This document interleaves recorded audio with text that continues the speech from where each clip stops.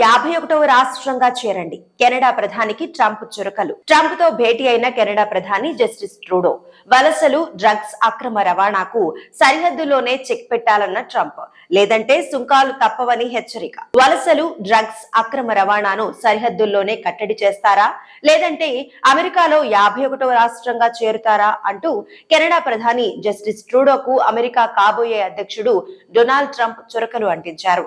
అధ్యక్ష బాధ్యతలు చేపట్టిన అనంతరం కెనడా, మెక్సికోలపై 25% సుంకం విధించినట్టు ట్రంప్ ఇటీవల ప్రకటించారు. దీంతో కలవరపాటుకు గురైన కెనడా ప్రధాని జస్టిస్ ట్రూడో వెంటనే అమెరికాలో వాలిపోయి ట్రంప్ కు చెందిన మార్ ఏ లాగో రిసార్ట్ లో ఆయనతో ప్రత్యేకంగా భేటీ అయ్యారు.